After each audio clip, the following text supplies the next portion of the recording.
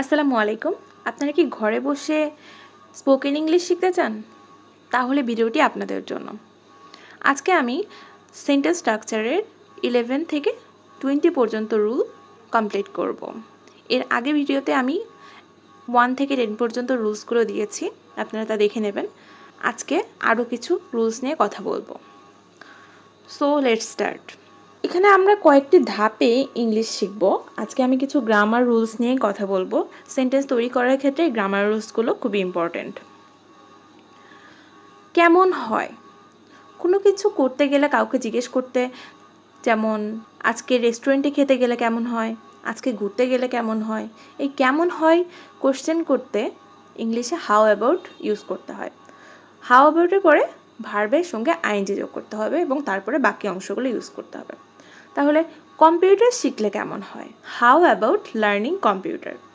এখানে কেমন হয়টা আমরা ইংলিশে আগে ইউজ করছি, হাউ অ্যাবাউট লার্নের সঙ্গে আইএনজি যোগ করছি এবং তারপরে বাকি অংশটা ইউজ করছি। How about learning computer. বই পড়লে কেমন হয়? How about reading book. বাড়ি গেলে কেমন হয়?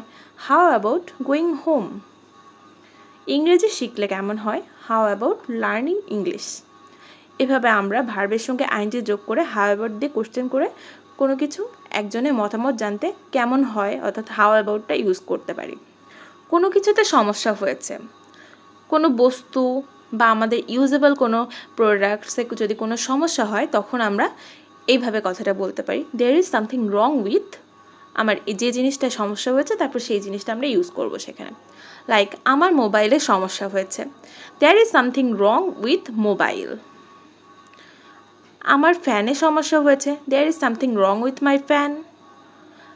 আমার সার্টিফিকেটে সমস্যা হয়েছে, there is something wrong with my certificate. অর্থাৎ there is something wrong with. কোনো কিছুতে সমস্যা হয়েছে বোঝালে there is something wrong with use করব এবং তারপরে নাউনটা ইউজ করব। যে জিনিসটাতে সমস্যা হয়েছে সেই নাউনটাকে ইউজ করব।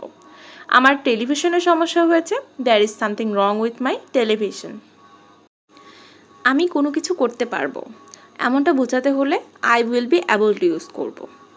লাইক আমি পড়তে পারবো, I will be able to read. আমি আসতে পারবো, I will be able to come. অর্থাৎ আমি পারবো বোঝাতে হলে I will be able to use করব। তারপরে সেই ভার্বটাকে ইউজ করবো, অর্থাৎ আমি কি করতে পারবো সেই ভার্বটা ইউজ করা হবে। ফার্স্টে I will be able two, তারপরে সেই ভার্বটা ইউজ করব এবং ভার্বে অবশ্যই প্রেজেন্ট ফর্ম ইউজ করতে হবে। আমি যেতে পারবো, I will be able to গো। আমি আসতে পারবো না, এখানে তখন আই উইল বি এর জায়গায় তখন এটা নেগেটিভ ফর্ম হিসেবে আই ওন্ট বি হবে। অর্থাৎ I won't be able to come, আমি আসতে পারবো না। আমি যেতে পারবো না, I won't be able to go. তবে সবসময় ভার্বের প্রেজেন্ট ফর্মটাই কিন্তু ইউজ হবে। আমি কাজটি করতে পারবো, I will be able to do the work. আমি কাজটি করতে পারবো। আমি কাজটি করতে পারবো না, এটা নেগেটিভ ফর্ম, তখন উইলের নেগেটিভ ফর্ম ওন্ট ইউজ হবে। I won't be able to do the work. তুমি কি করতে পারবে? কোশ্চেনের ক্ষেত্রে আমরা এই আই উইল বি অ্যাবল টুটাকে ঘুরিয়ে উইল দিয়ে কোশ্চেনটা শুরু করব। Will you be able to do? Will you be able to do? তুমি কি করতে পারবে? তুমি কি করতে পারবে না? নেগেটিভ ফর্মে কোশ্চেন করতে হলে ওন্ট দিয়ে কোশ্চেন শুরু হবে। Won't you be able to do? তুমি কি করতে পারবে না? Won't you be able to do? Ruby আসতে পারবে, Ruby will be able to come. Ruby আসতে পারবে না, Ruby won't be able to come. Ruby কি আসতে পারবে? এর ক্ষেত্রে কি হবে? Will Ruby be able to come. Ruby কি আসতে পারবে না, নেগেটিভ ফর্মের ক্ষেত্রে কি হবে? Won't Ruby be able to come. আমি করতে সক্ষম হয়েছি, I have been able to do. সেখানে হ্যাভ বিন কেন ইউজ করা হচ্ছে? হ্যাভ বিনটা ইউজ করছি এই জন্য যে হয়েছি, এটা অলরেডি হয়ে গেছে। করতে পারবো যখন আমরা, সেটা ছিল ফিউচার ফর্মে। আমি কাজটি করতে পারবো, আমি পড়তে পারবো, আমি খেতে পারবো, এগুলো কিন্তু ছিল সব কিছু ফিউচার ফর্মে।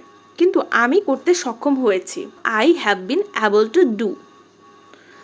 অর্থাৎ আই অ্যাবল টুটা মেইন, অ্যান্ড এর সঙ্গে আমরা টেন্স অনুযায়ী ভার্বটাকে ইউজ করব। এবং আই অ্যাবল টু এর আগে কি বসবে, এখানে উইল বসবে কি হ্যাভ বসবে কি হ্যাভ বিন বসবে, এগুলো আমরা টেন্স অনুযায়ী বসাবো। আমি কোনো কিছু করতে পারবো বোঝালে ফিউচারের ক্ষেত্রে হলে I will be able two, এবং সেটা যদি কমপ্লিট হয়ে যায় অর্থাৎ আমি করতে সক্ষম হয়েছি সেখানে I have been able to use করব। এবং এটার ক্ষেত্রে যখন নেগেটিভ ফর্ম হবে তখন আমরা উইলের পরিবর্তে ওন্ট ইউজ করব। কোশ্চেনের ক্ষেত্রেও সেমভাবে হবে। কোনো কিছু ইচ্ছে হচ্ছে বা ইচ্ছে করছে প্রকাশ করতে চাইলে ফিল লাইক ইউজ করতে হবে। এমনকি ফিল লাইকে পরে ভার্বের সঙ্গে আইএনজি যোগ করতে হবে। আমার চা পান করতে ইচ্ছে হচ্ছে, I feel like drinking tea. এখানে আই ফিল লাইক ইচ্ছে হচ্ছে, আর ড্রিঙ্কের সঙ্গে আইএনজি যোগ করা হচ্ছে। কি ইচ্ছে হচ্ছে? চা পান করতে, ড্রিঙ্কিং টি। আমার ঘুমাইতে ইচ্ছে হচ্ছে, আই ফিল লাইক স্লিপিং। আমার পড়তে ইচ্ছে হচ্ছে না, এখানে নেগেটিভ ফর্মকে আমরা কিভাবে ইউজ করতে পারি? I don't feel like reading. আমার খেতে ইচ্ছে হচ্ছে না, I don't feel like eating. এভাবে আমরা ইউজ করব। অর্থাৎ নেগেটিভ যখন ইউজ করব তখন তার আগে ডোন্টটা ইউজ করব।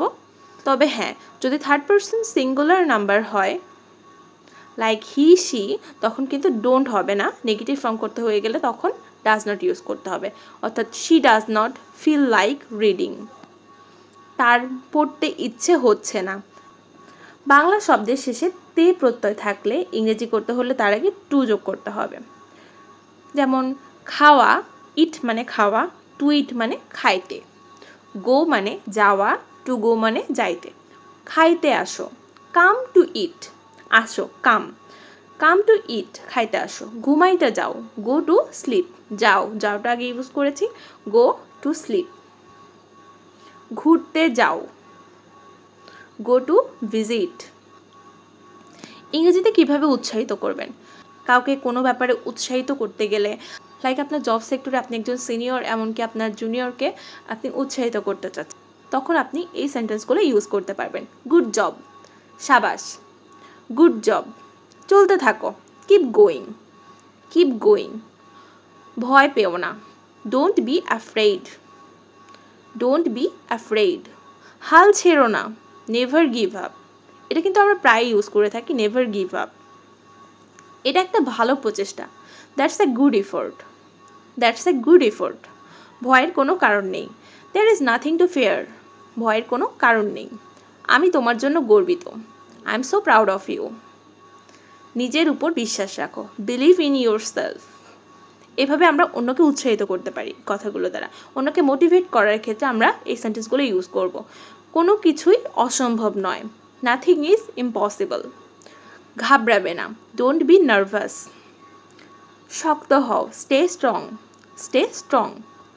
আমি তোমার পেছনে সম্পূর্ণভাবে আছি, I am behind you absolutely. নিশ্চিন্তে থাকুন, রেস্ট অ্যাসিওর্ড। সংকোচ করবে না, ডোন্ট হেজিটেট, ডোন্ট হেজিটেট।